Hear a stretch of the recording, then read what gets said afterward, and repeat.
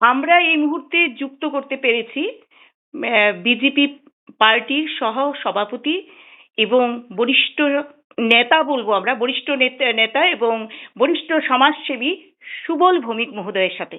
এই যে উত্তর ত্রিপুরার জয়, এই জয়টা আপনার কাছে দৃষ্টিভঙ্গি কি এই জয়ের? দেখুন, ধর্মনগরে আসনে আমরা গত বিধানসভায় মাত্র 1000 ভোটে জয়ী হয়েছিলাম। এবার সেটা প্রায় 18,000-এর উপর ভোটে আমরা জয়লাভ করেছি। মানুষ চাইছে যে যেভাবে ত্রিপুরার উন্নয়ন চলছে এবং কেন্দ্রে এবং রাজ্যে একই দলের সরকার হওয়াতে, ডাবল ইঞ্জিনের সরকার হওয়াতে উন্নয়নের যে গতি সেটা বুঝতে পেরেছে। ধর্মনগর একটা বুদ্ধিজীবীদের জায়গা। ধর্মনগরের মানুষ সচেতন মানুষ, তারা জানে যে ভারতীয় জনতা পার্টি যেভাবে এই রাজ্যকে এগিয়ে নিয়ে যাচ্ছে আমাদের মুখ্যমন্ত্রী মানিক শাহর নেতৃত্বে এবং দিল্লিতে আমাদের প্রধানমন্ত্রী নরেন্দ্র ভাই দামোদর দাস মোদীর নেতৃত্বে, মানুষ পূর্ণ আস্থা রেখেছে ভারতীয় জনতা পার্টির উপর।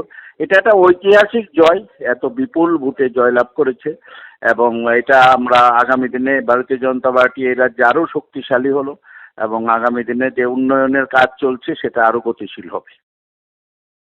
এই যে জয় চলছে বিজেপির, আপনি পশ্চিমবাংলাও এখন জয়ের মুখে আছে, আসামও জয়ের মুখে আছে, আপনার দৃষ্টিতে এর জয়ের সেই কূটনৈতিক দৃষ্টিটা কোন জায়গায়?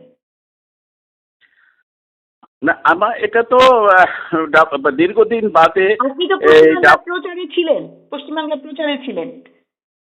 পশ্চিমবাংলা প্রচারে ছিলাম আমি। পশ্চিমবাংলার জয় এটা তো ঐতিহাসিক জয়।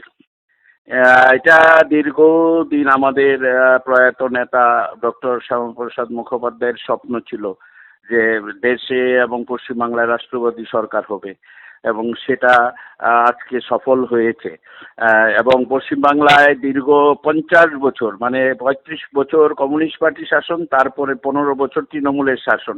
ওরা শুধু কেন্দ্র বিরোধী সংঘাত, কেন্দ্রের সঙ্গে সংঘাত করেছে। পশ্চিমবাংলার উন্নয়নের নামে কলকাতায় বিচ্ছিন্নভাবে দু একটা ফ্লাইওভার করেছে, কিন্তু সারা গ্রাম বাংলা একেবারে অনুন্নত, মানে কোনো উন্নয়ন 50টি বছর এই পিছিয়ে গেছে পশ্চিমবাংলা। পশ্চিমবাংলার মানুষ এবং বিভিন্ন মানে রাষ্ট্রবাদী শক্তিকে দুর্বল করার জন্য পশ্চিমবাংলায় একটা কমিউনিটির মানুষকে মদত দিয়ে যেখানে একটা মানে সরকার চলছিল 15 বছর, তো সেটা মানুষ ভালোভাবে নেয়নি। পশ্চিমবাংলার বুদ্ধিজীবী সচেতন মানুষ তারা একে পরিবর্তনের জন্য মুখিয়েছিল। আর এবার যেটা হয়েছে, সাংগঠনিকভাবে মজবুত করে ভারতীয় জনতা পার্টি নির্বাচনটা লড়েছে। এর আগে নির্বাচনও পরিবর্তন চেয়েছিল, কিন্তু সাংগঠনিক কিছু দুর্বলতার কারণে সেটা করে উঠতে পারেনি। এবারে নির্বাচনে বেশ কিছুদিন আগে থেকে সংগঠনকে মজবুত করে ভারতীয় জনতা পার্টি এই লড়াইটা লড়েছে। আমিও একটা জেলায় ছিলাম, নদিয়া জেলায়, সেখানে 17টা আসন এবং সেখানে 17টা আসনের মধ্যে প্রায় এখন পর্যন্ত যা অবস্থা 14খানা আসন আরও আসতে পারে আসনে বিজেপি পাচ্ছে। এবং আমরা একদম পুস্তরে কাজ করেছি 3 মাসের অধিক থেকে, প্রতিদিন প্রায় 250, 300, 350 কিলোমিটার ছুটতাম, সেখানে বুথে সাংগঠনিক বৈঠক করতাম, করে করে করে করে একটা সাংগঠনিক ভিত্তির উপর দাঁড়িয়ে এবারে নির্বাচনটা হয়েছে সারা বাংলায়, যে কারণে এটা রেজাল্টটা এত পজিটিভ। বিশেষভাবে গ্রাম বাংলা উজাড় করে দিয়েছে বিজেপি।